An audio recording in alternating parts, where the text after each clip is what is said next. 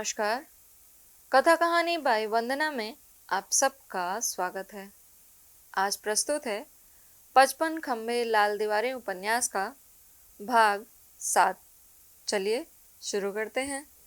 15 सितंबर को सुषमा का कॉलेज दशहरे की छुट्टियों के लिए बंद हुआ। हॉस्टल एक दिन में खाली हो गया। घर जाने से पहले सुषमा को 3-4 दिन रुकना पड़ा। अधिकांश नौकर भी छुट्टी पर चले गए।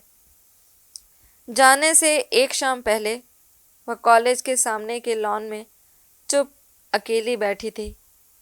उसने सुरमई रंग की एक कार गेट से अंदर घुसते देखी। किसी लड़की के बारे में पूछने कोई आया होगा, यह सोच सुषमा ने उस ओर ध्यान नहीं दिया। कार पोर्च में आकर रुकी।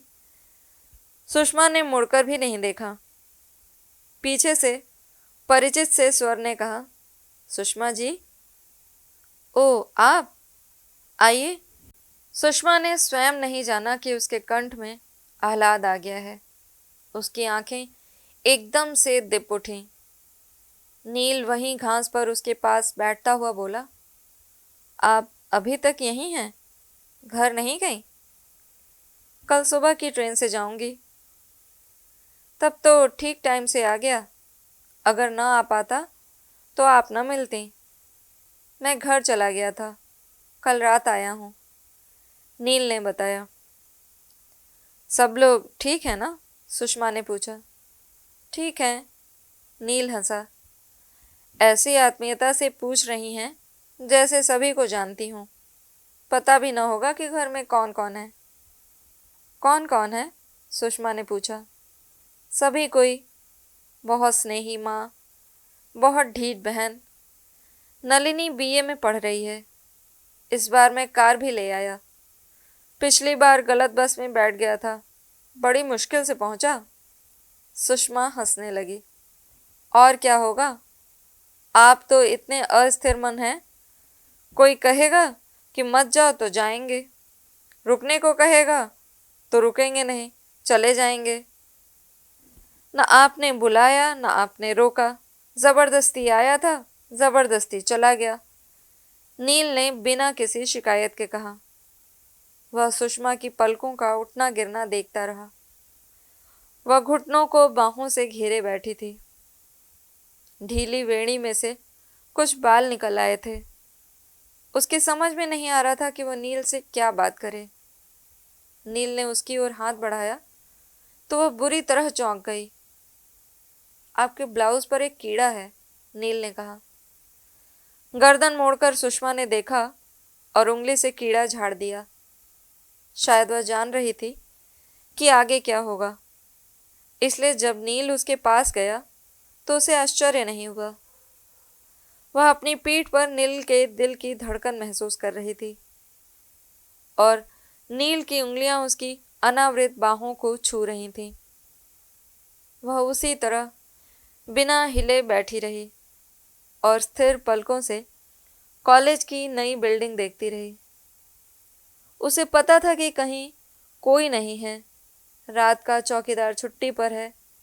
अगर सारी रात भी वे दोनों ऐसे ही बैठे रहें तो भी किसी को कुछ पता नहीं चलेगा। सारी रात उसका सारा शरीर थरथरा उठा। नील ने कुछ नहीं कहा।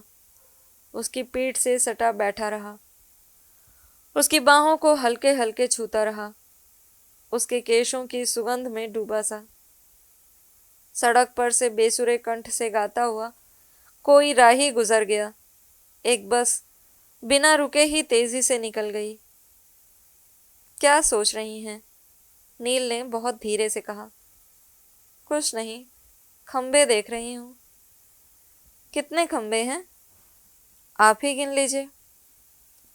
उसी तरह बैठे बैठे नील ने 55 तक गिना, फिर कहा, अब तो नहीं गिना जाता अंधेरे में, फिर कभी गिनूंगा। फिर मौन। सामने कॉलेज की विशाल इमारत जिसमें ढेर से खंभे थे। हर खंभे में एक बत्ती लगी थी। लंबी लाल दीवारें और निर्जनता। यहाँ रहना अच्छा लगता है? नील ने कहा। हाँ।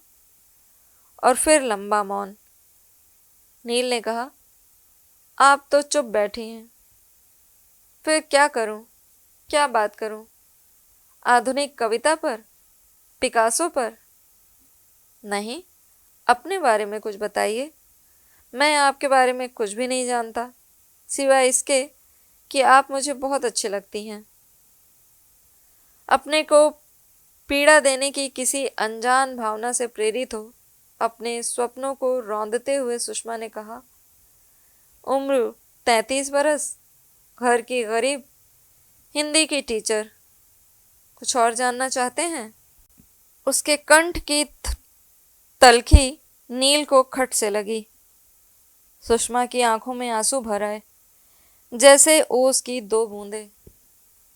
उसका सिर नीचे झुक गया। नील उससे अलग हो गया और बोला, रो रहे हैं आप? क्यों? उसकी ओर मुंह मोड़कर सुषमा ने कहा, प्लीज लीव मी अलोन। बहुत धीरे से नील ने कहा, अच्छा, जा रहा हूं, फिर कभी आपको तंग ना करूंगा। सुषमा ने उसकी ओर से मुंह फेर लिया। उसने कार स्टार्ट होने की आवाज सुनी, फिर गेट के पास रुककर शायद नील ने उसे खोला और चला गया। सुषमा को एक अनजानी उदासी ने घेर लिया। उसने अपने खुले बालों को इकट्ठा कर उनमें एक बल देकर गांठ बांध ली और बक्स में कपड़े रखने लगी।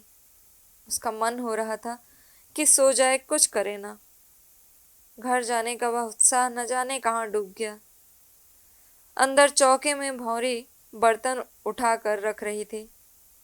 उसकी तत्परता देख सुषमा को और खींच आ रही थी।